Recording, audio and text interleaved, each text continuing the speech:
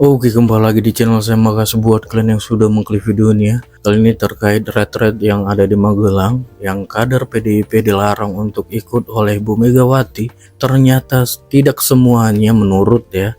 Rupanya ada juga yang melakukan retret tersebut. Dan kali ini tentang video Asto juga yang tersebar. Wah, kita lihat gimana videonya kali ini. Opung membahasnya. Sebelum kita ke videonya, bantu subscribe dulu channel saya. Belum subscribe, tidak tunggu lama, kita ke videonya langsung. Let's go.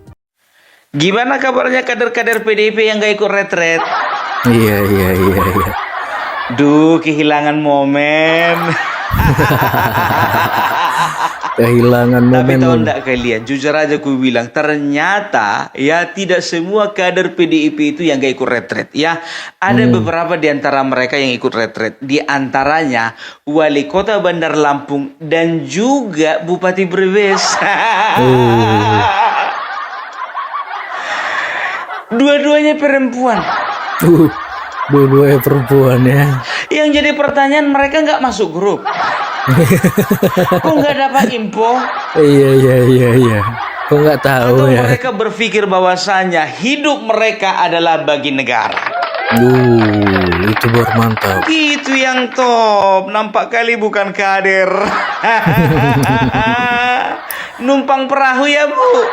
Iya. Tapi kalau mama ini jujur aja aku bilang, nggak bisa dilawan ini. Banyak kali nanti jawabannya. Iya. Banyak jawabannya, ya kan? Ibu, kenapa ibu tetap ikut retret itu? Loh, HP saya kemarin itu ndak aktif. Ibu nggak masuk grup rupanya, kepenuhan memori, jadi keluar aku dari grup. Iya. Masuk Loh, akal ibu kan ya. nggak tahu bahwasanya kita itu sudah ada instruksi, Bu. Ya, nggak mungkin lagi aku putar balik. Aku udah di pintu gerbang.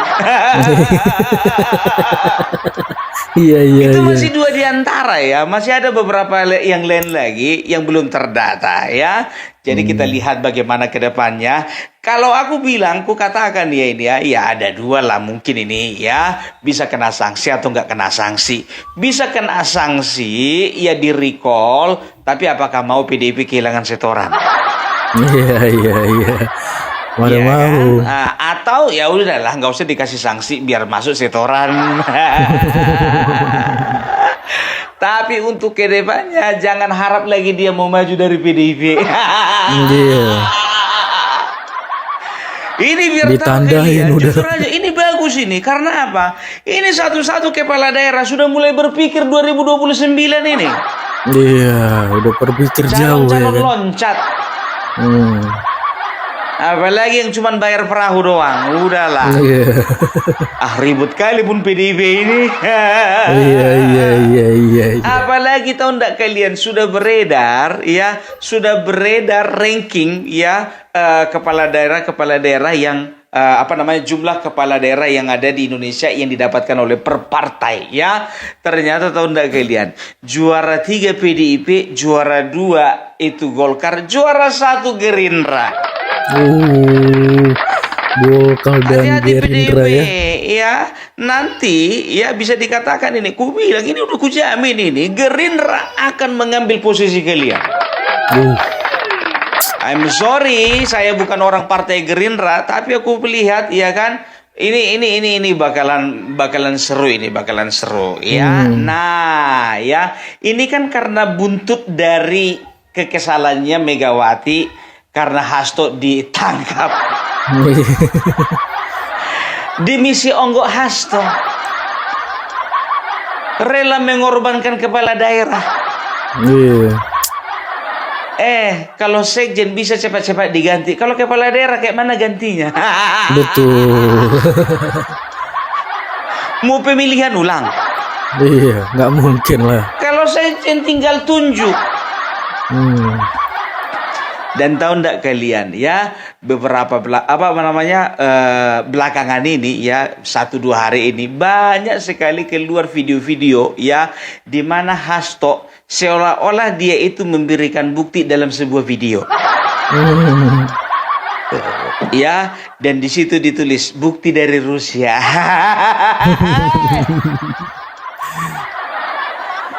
Serius, makanya aku bilang, ya kan? Ini udah kusimpan ini satu-satu. Aku pun penasaran kali, kayak mana rupanya bukti dari Rusia ini, ya kan?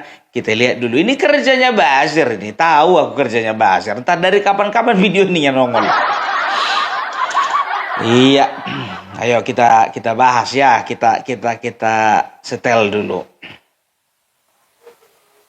Terima kasih seluruh masyarakat Indonesia yang saya cintai dan banggakan.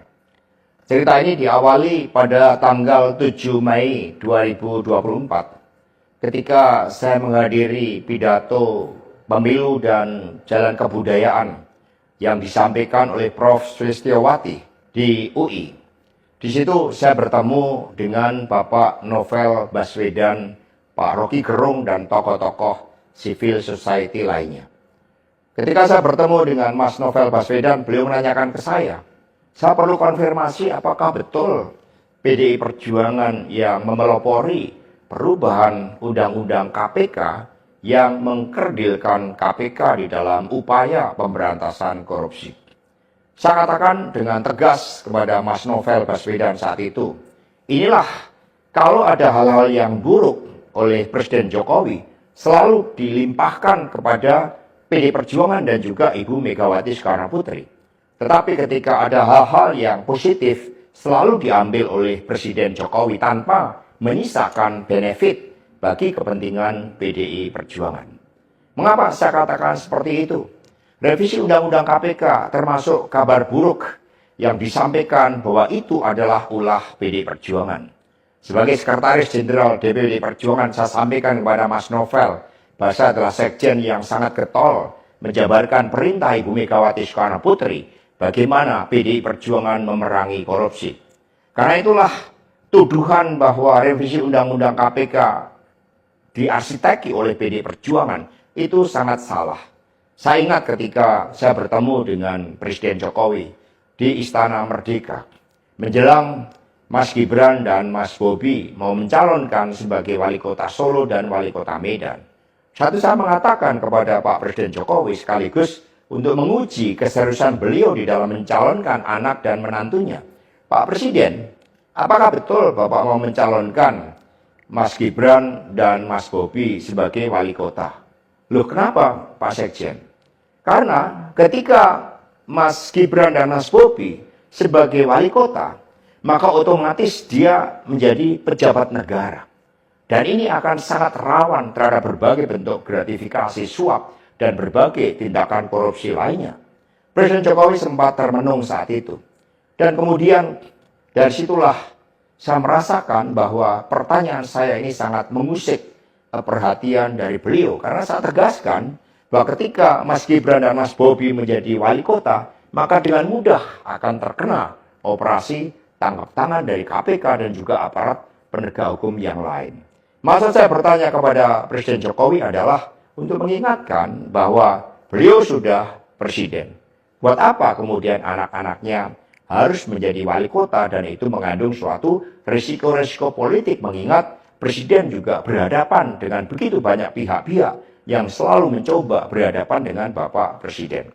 Tetapi beberapa saat kemudian saya menerima salah seorang menteri dan beliau mengatakan kepada saya bahwa sudah mendapatkan arahan dari Presiden Jokowi untuk melakukan revisi Undang-Undang KPK. Saat itu dijelaskan berbagai pasal-pasal penting, misalnya bahwa pimpinan KPK tidak otomatis bertindak sebagai penyidik.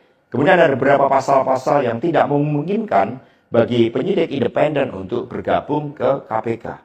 Berbagai revisi-revisi itu, karena ini adalah perintah dari Presiden, maka ya saya sarankan untuk bertemu dengan seluruh jajaran fraksi di DPR RI dan coba menggalang atas perintah dari Presiden. Nah, saat itu Pak Menteri yang menjadi kepercayaan dari Pak Jokowi ini menyampaikan bahwa kira-kira akan diperlukan dana sebesar 3 juta US dollar untuk menggolkan revisi Undang-Undang KPK. Dan mengapa berjalan mulus? Karena Presiden Jokowi punya kepentingan untuk melindungi Mas Gibran dan Mas Bobi. Maka sejarah mencatat bahwa revisi Undang-Undang KPK ini dilaksanakan sebelum pelaksanaan Pilkada serentak di mana Mas Gibran dan Mas Bobi berproses menjadi wali kota. Maka ketika terpilih menjadi wali kota, amanlah dari berbagai persoalan hukum karena KPK sudah dilemahkan. Jadi dari keterangan saya, yang saya pertanggungjawabkan secara hukum, secara politik, yang saya pertanggungjawabkan di atas Tuhan yang Maha Kuasa tentang kebenaran pernyataan saya ini, meskipun tanpa bukti, rakyat Indonesia bisa mengetahui bahwa pelemahan KPK dilakukan oleh Presiden Jokowi, kemudian dampaknya dituduhkan kepada PDI Perjuangan. Ini jawaban buat Mas Novel Baswedan. Terima kasih, tegakkan kebenaran, Satyam, Eva Jayate, merdeka. Apa katanya? Ini pernyataan saya walaupun tanpa bukti. Lagi mengarang bebas, bos. Iya. Mengarang bebas kau. Kok cuma satu videonya? Hah? Mana bukti-bukti video yang lain? Mana potongan-potongan suara? Mana rekaman-rekaman suara? Mana potongan-potongan video? Ya, kalau memang itunya katanya, ya lihat itu, ya. Bukti file Rusia mulai dibuka. Dari mana jalannya? Jadi ada dua kemungkinan. Ini adalah video lama, ya, video lama yang sudah mereka yang sudah mereka rilis sebelumnya, atau mungkin saja ini video baru, ya. Jadi kemarin waktu mangkir dia, ya, dibilang ada bukti, ada foto, ada video, ya mungkin nilai videonya.